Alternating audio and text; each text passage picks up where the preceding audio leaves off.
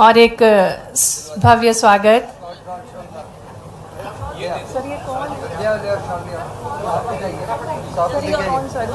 माननीय प्रभारी मंत्री जी से आग्रह है कि पुष्प गुच्छ के साथ माननीय मुख्यमंत्री जी का आज के कार्यक्रम में स्वागत करें। एक अनूठा अवसर है सामाजिक समरसता सम्मेलन को संबोधित करने के लिए आज माननीय मुख्यमंत्री जी हमारे बीच पधारे हैं। सर्वे सुखीना के भाव के साथ सभी का कल्याण हो, सब सुखी रहें, किसी के भाग्य में दुख ना हो, इसी भाव के साथ माननीय मुख्यमंत्री जी निरंतर मध्य प्रदेश को अग्रणी बना रहे हैं। और हम प्रभारी मंत्री जी से आग्रह करते हैं कि वे माननीय मुख्यमंत्री जी को पुष्पगुच्छ भेज करके उनका अभिनंदन करें। मंच पर बहुत बहुत स्वागत है माननीय मुख्यमंत्री जी। उससे पूर्व सम्मान कर रहे हैं संतजनों का। आइए हम भी करतल ध्वनियों के साथ परम आदरणीय संतजनों का अभिनंदन करें, स्वागत करें। आज के इस अवसर पर सामाजिक समरसता सम्मेलन के अवसर पर समरस समाज की स्थापना के सतत प्रयास के उद्देश्य के साथ निरंतर दृढ़ संकल्पित है माननीय मुख्यमंत्री जी विकसित भारत के निर्माण में हर वर्ग का सम्मान हो और बराबर अवसर प्राप्त हो। इसी उद्देश्य के साथ आज का ये कार्यक्रम आयोजित किया गया है। समरसता सम्मेलन राजमाता विजयाराजे सिंधिया कृषि विश्वविद्यालय दत्तोपंथी ठेगड़ी सभागार में आज ये समरसता सम्मेलन आयोजित किया गया है। और इसी क्रम में माननीय मुख्यमंत्री जी संत जनों को प्रणाम कर रहे हैं, नमन कर रहे हैं और आग्रह करते हैं माननीय प्रभारी मंत्री श्री तुलसीराम सिलावट जी से वे कि माननीय मुख्यमंत्री जी को पुष्पगुच्छ भेज करके उनका अभिनंदन करेंगे। आज ये अनूठा अवसर है जिसके हम सभी साक्षी बन रहे हैं। सामाजिक समरसता कार्यक्रम एक अनूठी पहल, एक नई ऊर्जा के साथ शुरुआत हो रही है। तालियों के साथ अभिनंदन करते हैं हमारे यशस्वी मुख्यमंत्री जी डॉक्टर मोहन यादव जी का। आज के इस कार्यक्रम में पुनः आग्रह है माननीय प्रभारी मंत्री जी से कि वे माननीय केंद्रीय मंत्री श्रीमंत ज्योतिरादित्य सिंधिया जी को पुष्पगुच्छ भेज करके उनका भी अभिनंदन करें। तालियां जोरदार बजनी चाहिए। तालियों के साथ अभिनंदन है माननीय केंद्रीय मंत्री जी का। पुनः आग्रह है माननीय प्रभारी मंत्री जी से कि माननीय विधानसभा अध्यक्ष श्री नरेंद्र सिंह तोमर जी को पुष्पगुच्छ भेज करके उनका अभिनंदन करें। आपकी करतल ध्वनियों के साथ स्वागत है माननीय विधानसभा अध्यक्ष महोदय का। आग्रह करेंगे प्रभारी मंत्री जी से कि माननीय राष्ट्रीय अध्यक्ष श्री लाल सिंह आर्य जी को पुष्पगुच्छ भेज करके उनका अभिनंदन करें। आग्रह है कलेक्टर महोदया श्रीमती रुचिका चौहान जी से कि वे आदरणीय डॉक्टर उमाशंकर पचौरी जी को पुष्पगुच्छ भेज करके उनका अभिनंदन करेंगे। शिक्षाविद राज्य सूचना आयुक्त आपका भी अभिनंदन है।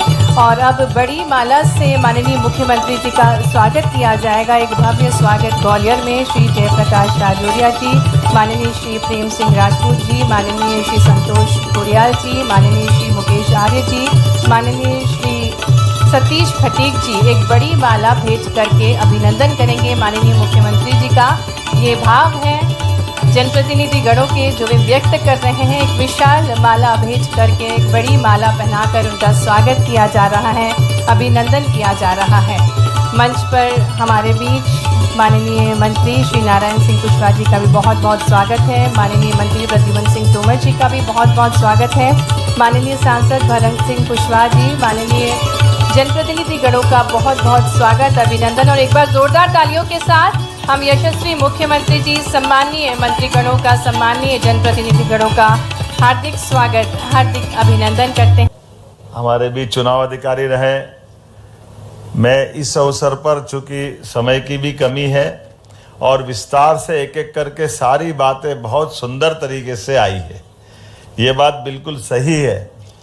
ग्वालियर की धरती पर हम अगर ये विषय लेके चल रहे हैं तो यहाँ इसका विशेष महत्व भी है। हम सब अपने इस कार्यक्रम की पृष्ठभूमि में अगर देखेंगे तो पृष्ठभूमि में हमारा अपना इस देश का आज़ादी का संघर्ष दिखाई देगा।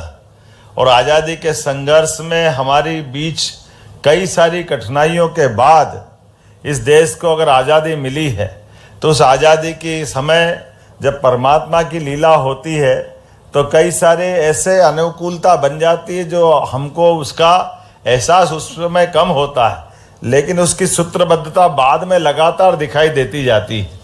एक लाइन से अगर देखो, जिसको कहा इकबाल ने कि कुछ बात है कि हस्ती मिटती नहीं हमारी, तो ये कुछ बात हस्ती मिटती नहीं हमारी, ये लिखने के लिए इकबाल ने जो लिखा है, इसके पीछे की पृष्ठभूमि हजारों लाखों साल पुरानी।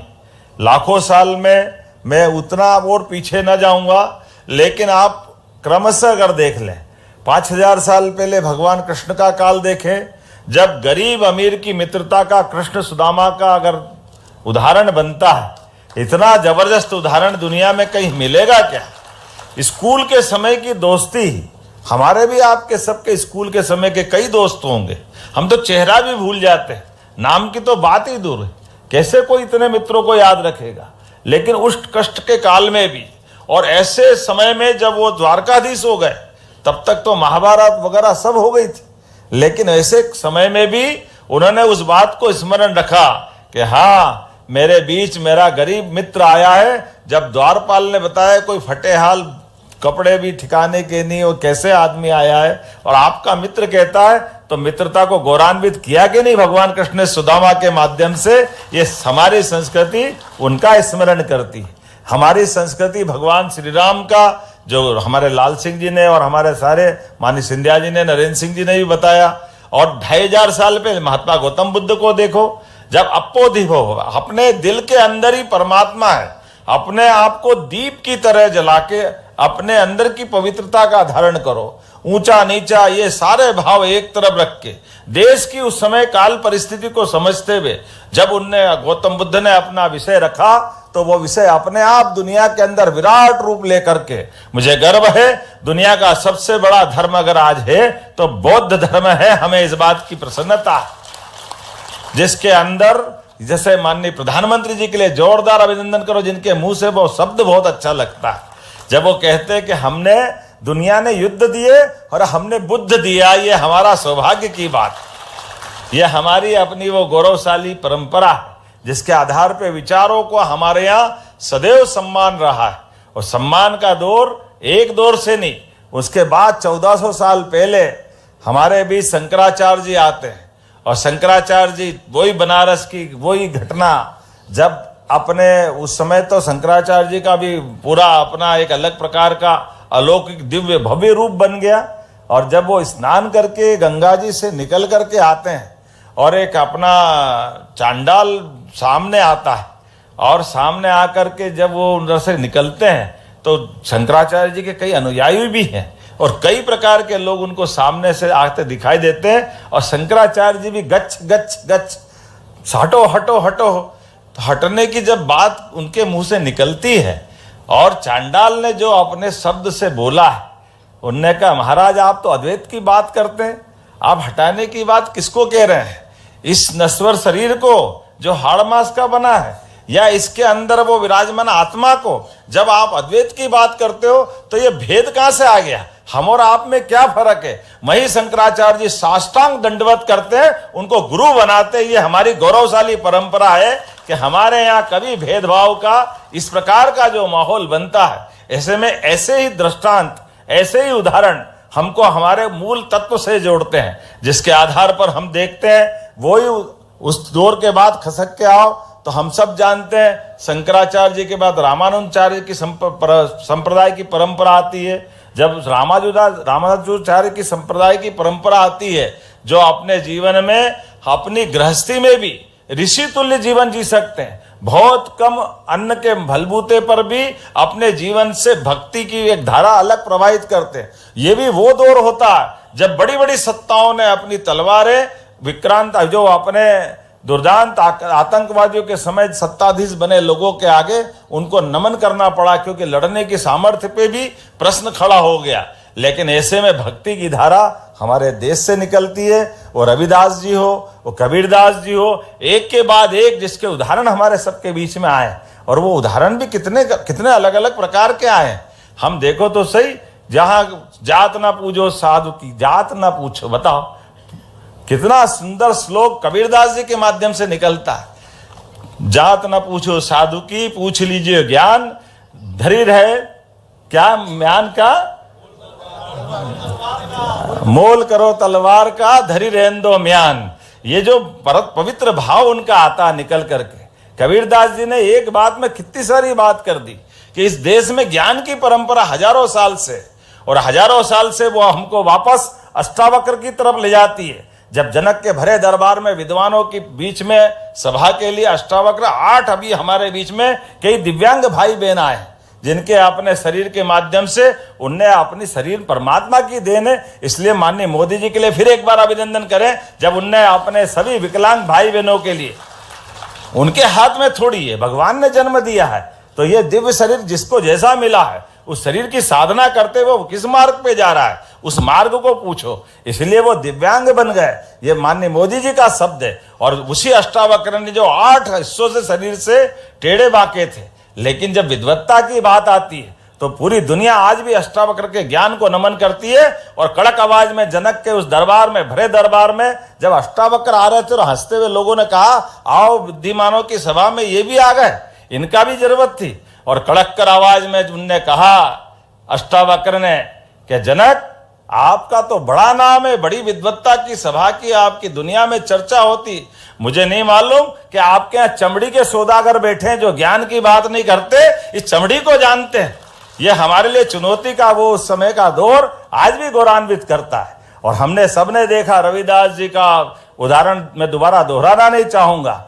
एक चित्तौड़ की महारानी जिस प्रकार से रविदास जी का जुलूस चित्तौड़ में निकालती, और उसके बाद का परंपरा, ये 20वीं शताब्दी जब आजादी मिलती है देश की, ये आजादी का लगभग 1000 साल का संघर्ष है हमारे बीच, परस्पर समाज के बीच, समाज से समाज को लड़ाने का, अपने बीच में एक दूसरे को झगड़ा कराने का, जातिगत वैमनस्यता फैलाने का। ये जो परंपरा थी, परमात्मा की दया से 20वीं शताब्दी में आजादी जब कुछ ही देर थी, उसी कुछ ही दूर थी, ऐसे में हमारे बीच महापुरुष आते हैं, महात्मा गांधी आते हैं, जो जातिवाद के बीच में अपने अलग से प्रेम और सद्भाव का संदेश लेकर आते हैं, जो अछूतोद्धार की बात करते हैं। डॉक्टर भीमराव अंबेडकर आते हैं, डॉक्टर केशवराव बलिराम हेडगेवार आते हैं, जिनके सामाजिक समरसता के शाखा के माध्यम से दुनिया एक राष्ट्रीय स्वयंसेवक संघ को एक पवित्र भाव से देखती है। अंबेडकर जी स्वयं उनकी उस शाखा में जाकर के उस पवित्रता का संदेश देते हैं कि हाँ, हमको अगर देश को लंबे समय तक आजाद रहना है तो सामाजिक भेदभाव को मिटाने के लिए ये शाखा का भी एक माध्यम हो सकता है। हमें गर्व है कि अंबेडकर जी ने भी उस भाव को माना, जो डॉक्टर भीमराव अंबेडकर जी के समान एक बड़े अलग ढंग से डॉक्टर केशवराव बलिराम हेडगेवार जी ने उस विषय को उठाया था, वो महात्मा गांधी जी ने उठाया था। और वही 2500 साल पहला वाला अंबेडकर जी का विषय आता है। अंबेडकर जी ने भी अपने लिए कहा है कि वास्तव में देश को आजाद रखना है तो देश को इन समस्याओं से मुंह चुराने की जरूरत नहीं, हमको संघर्ष करना पड़ेगा, शिक्षित बनना पड़ेगा और संगठित भी होना पड़ेगा, और दिए हुए संविधान से देश को चलाना भी पड़ेगा। इतनी अनुपम देन डॉक्टर अंबेडकर जी ने दी। ऐसे पवित्र भाव वाले व्यक्तित्व को लेकर के आज के इस अवसर पर जब हम ग्वालियर की धरती पे बात कर रहे हैं तो निश्चित रूप से हमको इन सारी बातों का स्मरण करने की आवश्यकता है। ये सारे संत समाज को देखते हुए हमारे बीच में हरि का भजे सो हरि का होए, जात पात पूछे ना कोई, इसी भाव को लेके चलने की जरूरत है। मेरी अपनी ओर से सामाजिक समरसता के इस सुंदर आयोजन की आप सबको भी बधाई। बहुत बहुत धन्यवाद। बहुत बहुत धन्यवाद माननीय मुख्यमंत्री जी। और आप सभी अपने स्थानों पर विराजमान रहेंगे क्योंकि माननीय मुख्यमंत्री जी अब शपथ दिलवाएंगे। तो मैं आग्रह करती हूं माननीय मुख्यमंत्री जी से कि वे सभी को समरसता शपथ ग्रहण करवाने की कृपा करें, और आप सभी का सहयोग महत्वपूर्ण है। सभी अपने स्थानों पर खड़े होंगे। आग्रह है माननीय मुख्यमंत्री जी से कि वे शपथ ग्रहण करवाएं। जाना नहीं है, शपथ लेना सामाजिक समरसता की। अपने स्थान पे खड़े हो जाएं। सारे मित्रों से निवेदन है, और अपने हृदय पे हाथ रख ले ताकि हम अपने आप के साक्षी बने। और मैं अब शपथ दोहराता हूं, कृपया करके अपन सब दोहराएं, जिससे हमारे लिए आज का इस कार्यक्रम की सार्थकता सिद्ध हो सके। हम शपथ लेते हैं कि जाति, धर्म, वर्ग और क्षेत्र एवं संप्रदाय के आधार पर भेदभाव किए बगैर प्रेम, विश्वास, उदारता एवं समभाव को समाज में बनाए रखने के लिए